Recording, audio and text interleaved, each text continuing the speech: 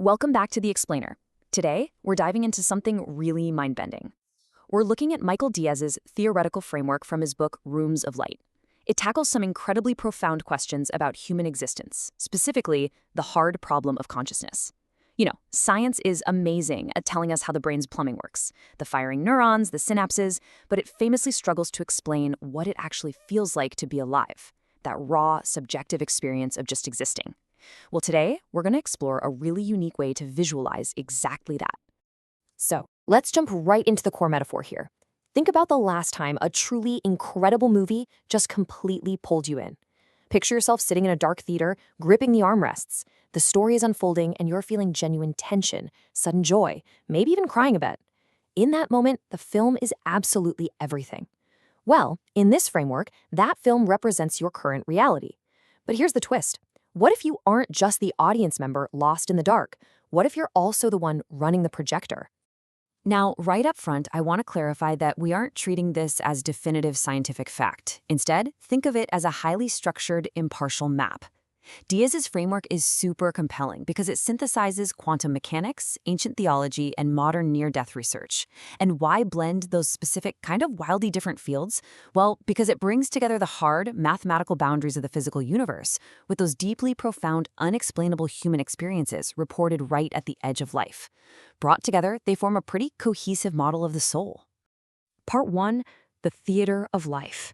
Let's start our journey at the micro level, right where you're sitting in that metaphor, inside the film. In this everyday, grounded perspective, you're what this framework calls the incarnated self. You are the character actively living inside the movie. From this vantage point, time behaves exactly how we expect it to, right? It moves forward in a strict, straight line. Cause always comes before effect. The past is gone, the future is a complete unknown, and everything you feel as this character is intensely real. And actually, that is absolutely vital. The illusion of time has to feel perfectly real. Because if the stakes didn't matter, the emotions, the suffering, the joy, all those triumphs, they just wouldn't carry any weight. They're essential to the whole experience. Now notice the really sharp contrast between these two states of being. On one hand, we have that single seat down in the theater, anchored entirely in linear time. But if we guide our eyes up to the small window at the back of the auditorium, the room behind the glass, we encounter a completely different reality. We shift from the linear time of the incarnated self to the simultaneous time of something much, much larger. Part 2, the projection room. So let's step out of the audience, walk up those stairs, and look at the mechanics of the higher soul. This is where we really begin to detail exactly how this model defines consciousness. Diaz roots this higher perspective in the physics of what's known as the Bloch universe, drawing heavily on Einstein's theory of relativity.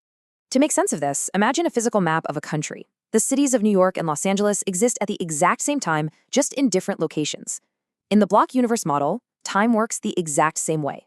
The year 1990, the year 2024, and 2100, they don't happen one after the other. They actually all exist at once as fixed coordinates in this massive four-dimensional structure.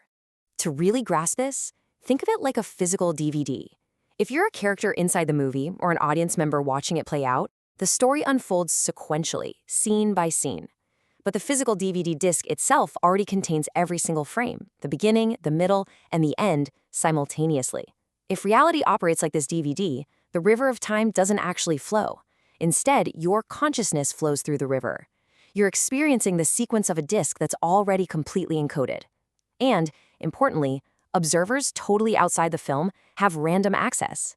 If you're holding the disc, you can skip from the opening credits right to the climactic finale instantly.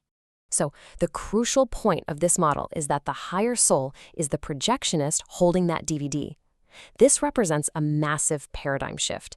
In this framework, consciousness isn't just some byproduct created by brain chemistry. Rather, the physical brain is just the lens the projector shines its light through.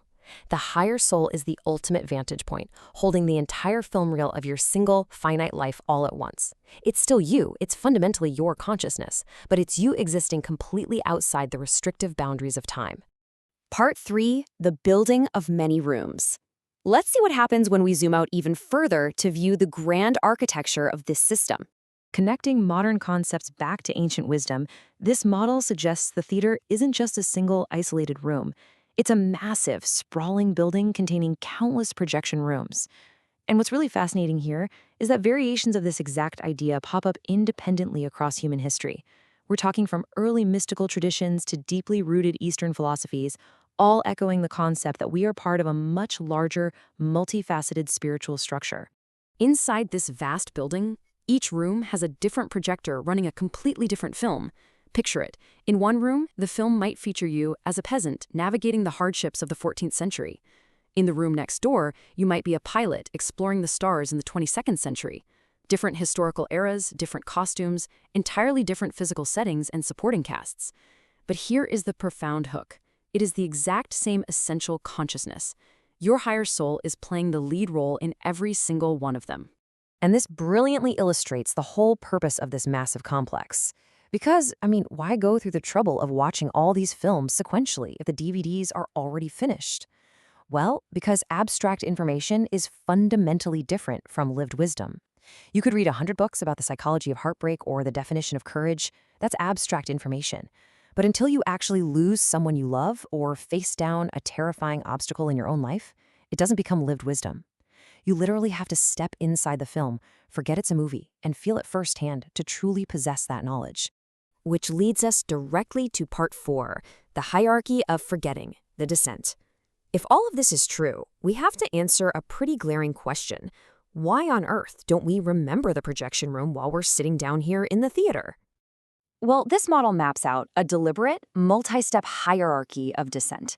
It starts at the very top with source, a state containing infinite abstract knowledge and boundless curiosity. From there, source fragments downward into the higher soul. Now, the higher soul absolutely must forget it's the infinite source to enable any genuine sense of limitation. Then, the higher soul sends consciousness down one more level to become the incarnated self. And the incarnated self? It has to forget the higher soul to fully immerse in the specific narrative of the film. Every single step down requires a heavy, necessary layer of amnesia. It's absolutely crucial to understand that in Diaz's framework, this forgetting is not an accident. It's not a cosmic mistake or some punishment for past wrongs. It's the deliberate, necessary design required for an authentic performance. Think of a dedicated method actor. If an actor is constantly looking around the set, winking at the camera, remembering they're just standing on a Hollywood soundstage, the performance is totally ruined. The soul has to induce a temporary amnesia regarding its infinite nature, so it can authentically experience mortality, limitation, and real consequence.